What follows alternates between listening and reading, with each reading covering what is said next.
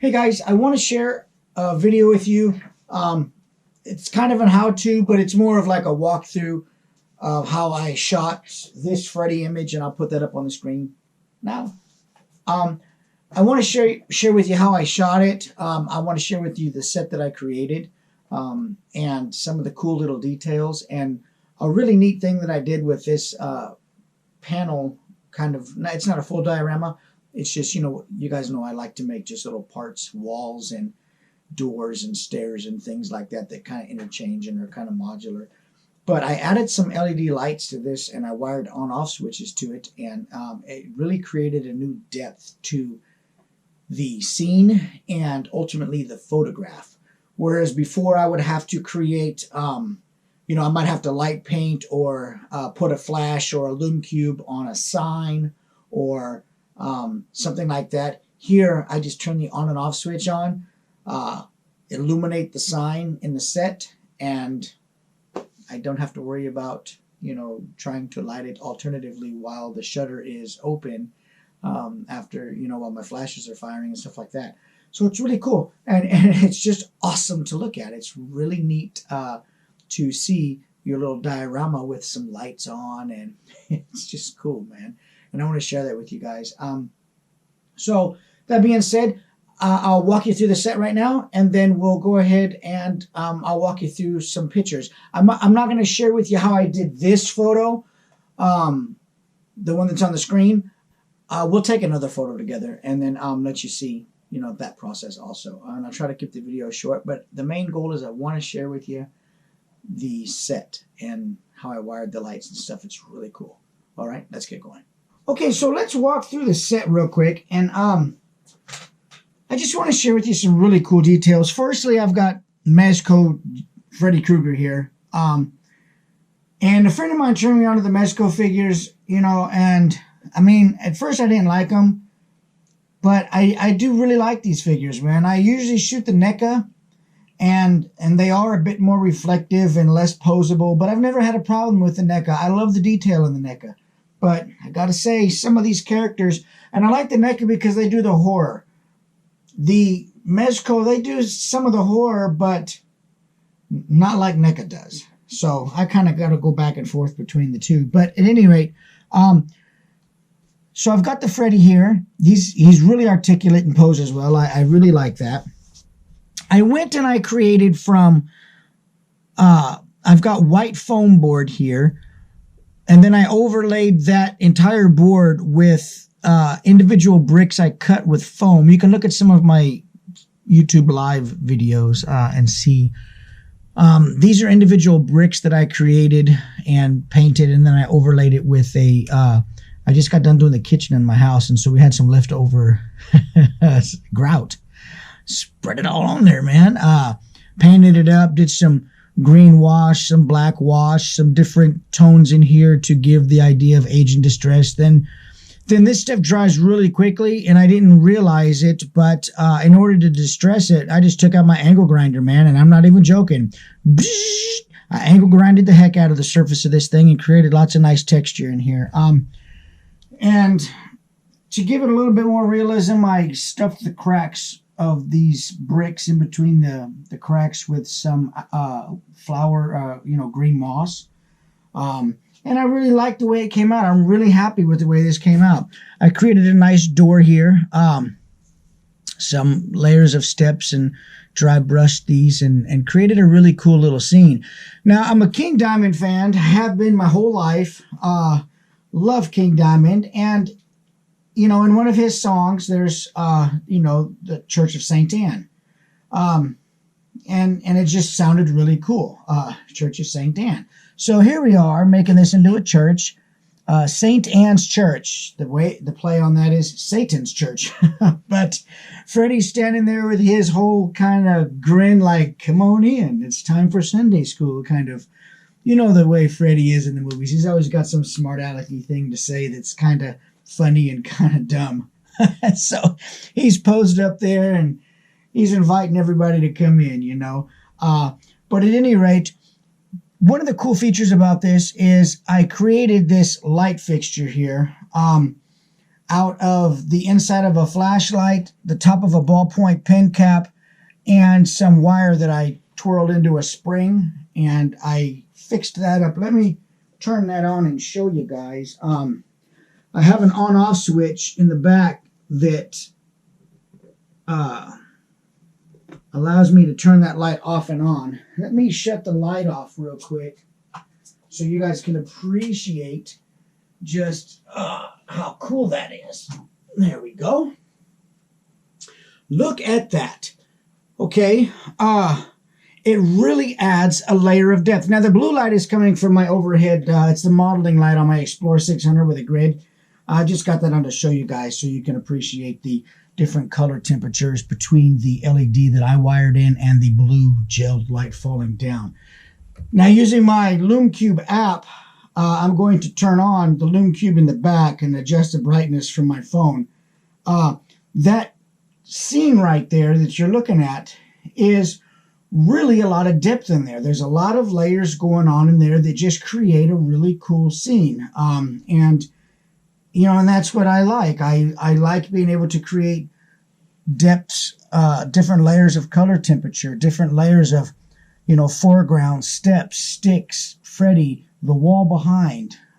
There's, you know, space to travel in this frame. It's not just a one-dimensional set. There's lots going on here, and it's and I like it.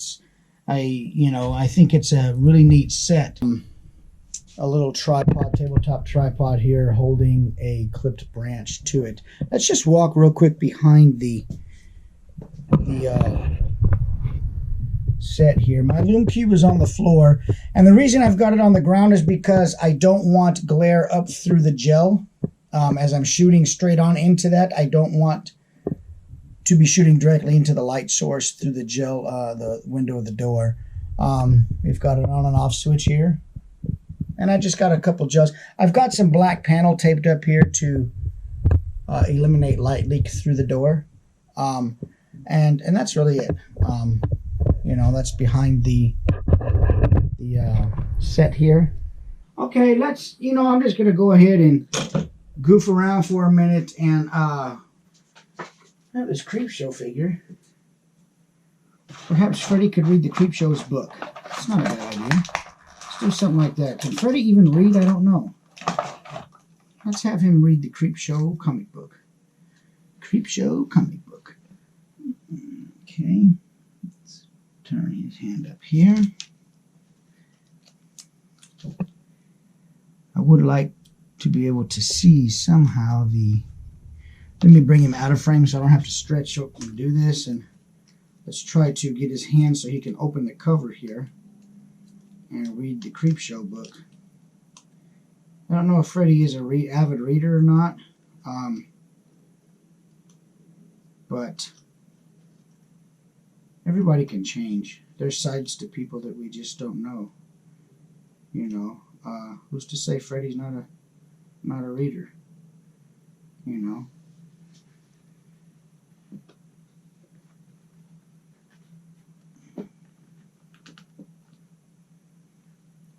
Okay, let's take a look at that. See what we got there. That might not be bad. I switched my 100mm macro to a 200mm macro. Let me say that one more time. 200mm. 2.8. It's not a 200mm macro. Oh! And in order to get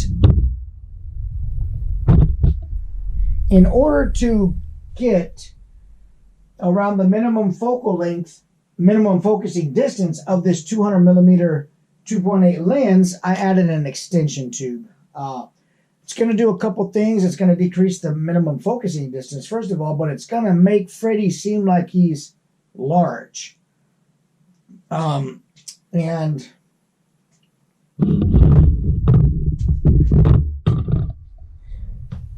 let's bring this over here so you can maybe see the screen. I don't know if you guys can see this screen or not. Sometimes it doesn't work as well doing the GoPro on here. what I want to show you is I'm going to have to take this shot in 2 shots. I'm going to have to roll focus from here onto the magazine itself. Turn a couple lights on. Let me grab my phone and turn on the Lume Cube in the back. Let me zoom out of this set. The Lume Cube in the back, we may not really even get to see it in this shot here because we're not going to be seeing the door, but I might get a little light spill out of the door. I know the keyhole will glow, so let's turn the Lume Cube on in the back anyway. We do get the keyhole lit up a little bit. Let's turn that up a little bit on the brightness in the Lume Cube in the back there. There we go. Crank that rascal up. Okay, let me turn off my main overhead light. I've got my remote shutter. Got the remote shutter on standby there, so I can fire the camera with that. My focus is selected on Freddy's face there, and it looks like we're sharp. Let's zoom in one more time and see. Yeah, we're focused sharply on his face. Looks like also we are going to be at 2 seconds at 5.6. Let me shut the monitor off so I don't get any, since we're doing a little bit longer exposure, I don't want too much light coming from inside my studio. And we're good. Let's take a test exposure real quick and see where we're at with this. Let me grab my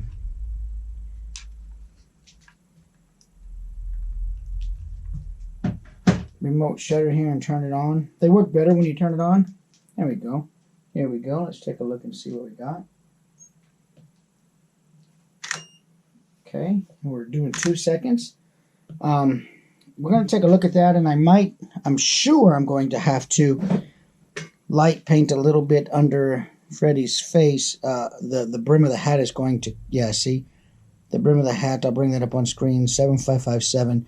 It's going to cause his face to go a little bit dark there, which is expected. We've got, our main light is an overhead light, so of course you're going to get shadow. So let me grab my Lume Cube here and turn it on and do a little quick light paint with that. And we'll just light paint a little bit on Freddy's face real quick during that 2 second exposure. Turn this on.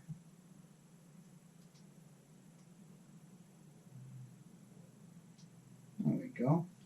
Okay, we'll do another exposure here real quick.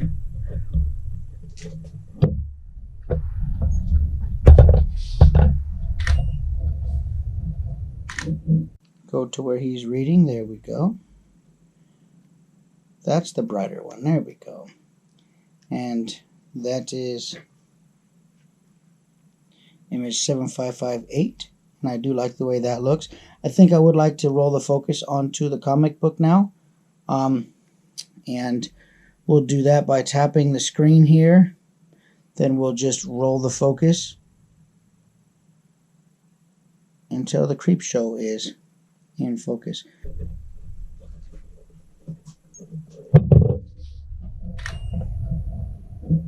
There we go. I think we're good with that. Let's take a look. We should be on 755 789, I think. Yep, 7559. Let's zoom in on that and take a look and see what we got. And creep show is definitely in focus. And we're good with that. And Freddy's face is out of focus, as it should be. Hey folks, so here is the final image of the one we just took, where I took the 2 shots where I rolled focus from his face to the comic book and added the fill light. That image is here on the left. You can see that both his face and the magazine are sharp. And, you know, I hope you guys enjoyed this video. I hope you gained a little bit of useful knowledge out of the video. And I I hope that you like and subscribe to the channel, and please continue to share my work. I appreciate it. And until the next video, guys, take care.